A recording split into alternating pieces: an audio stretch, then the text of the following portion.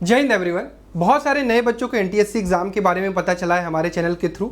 अगर आपको भी पता चला है तो मेक श्योर यार कि आप इसकी तैयारी शुरू कर दीजिए।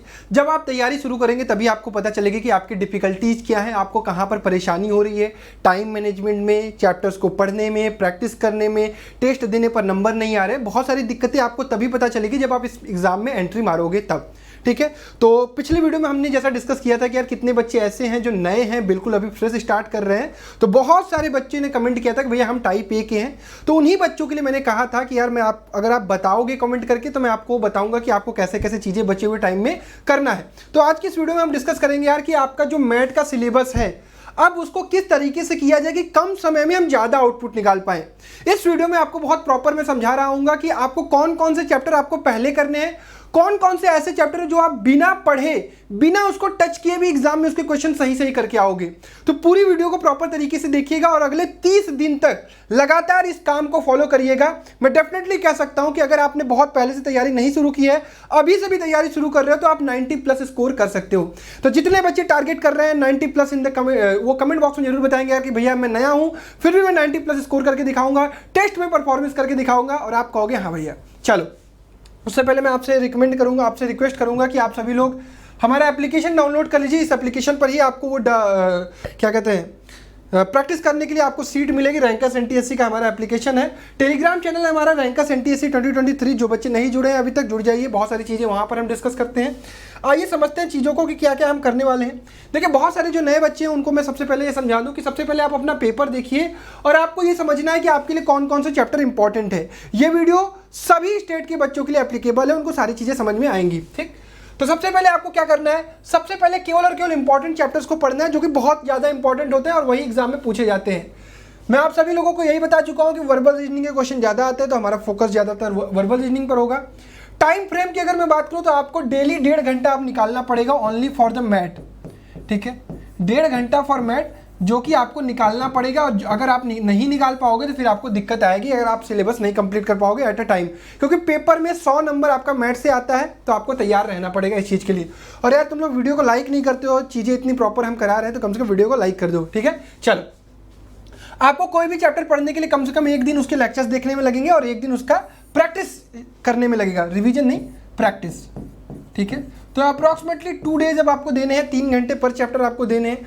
After completing 5 chapter you have to give a mock test. ठीक है, क्योंकि अगर आप टेस्ट नहीं दोगे तो आपको पता ही नहीं चलेगा कि जो जो चैप्टर आपने पढ़ा है, देखा है, सीखा है, उससे सवाल आपको लग रहे हैं या नहीं। तो उसके लिए आपको 4 या 5 चैप्टर कंप्लीट करने के बाद एक पार्ट टेस्ट देना पड़ेगा।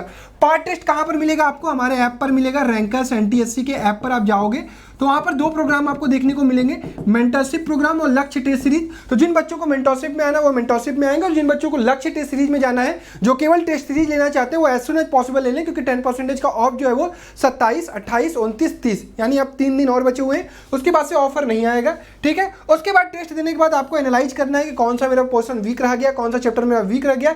अब उसको दोबारा पढ़कर आपको इंप्रूव करना पड़ेगा। ठीक, चलिए आगे बढ़ते हैं। अब मैं आपको एक सिलेबस दिखा रहा हूँ कि जो चैप्टर आपको डेफिनेटली करने हैं, क्योंकि इन्हें बिना पढ़े आपसे सवाल इनके नहीं लग पाएंगे। एक ना एक बार इनको आपको पढ़ना पड़ेगा। पढ़ेंगे कहां से भैया? हमारी वाईटी की प्लेलिस्ट से।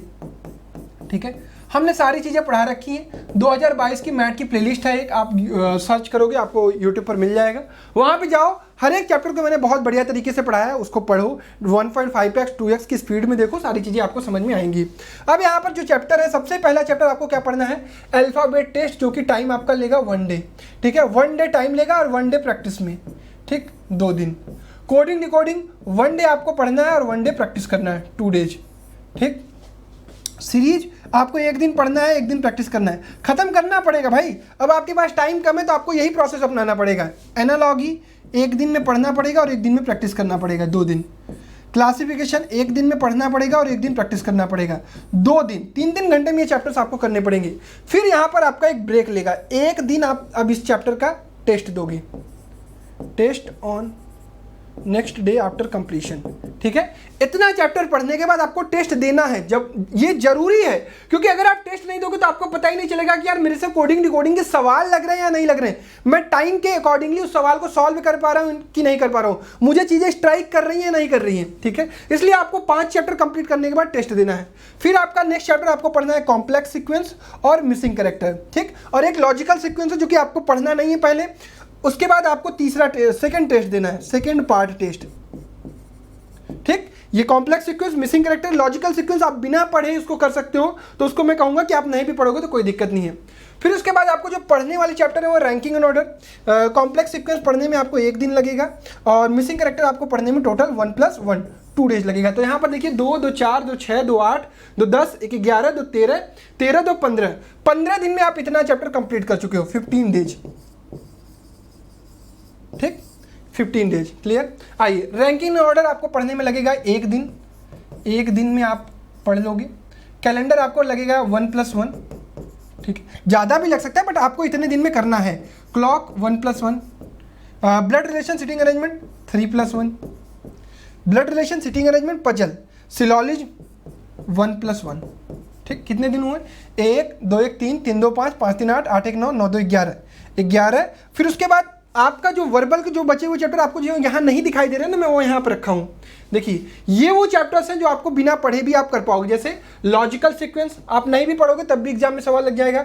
मैथमेटिकल ऑपरेशन आप नहीं भी पढ़ोगे तब भी सवाल लग जाएगा। वेन डायग्राम आप नहीं भी पढ़ोगे तब भी आपसे सवाल लग जाएगा। डायरेक्शन सेंस आप नहीं भी पढ़ोगे तब भी सवाल लग जाएगा। स्टेटमेंट एंड कंक्लूजन नहीं पढ़ोगे तब भी सवाल लग जाएगा। अरिथमेटिकल रीजनिंग नहीं पढ़ोगे तब भी सवाल लग जाएगा। तो ये मैं आपको तरीका बता रहा हूँ कि कुछ चैप्टर्स ऐसे हैं जो अभी के लिए आप स्किप कर सकते हो।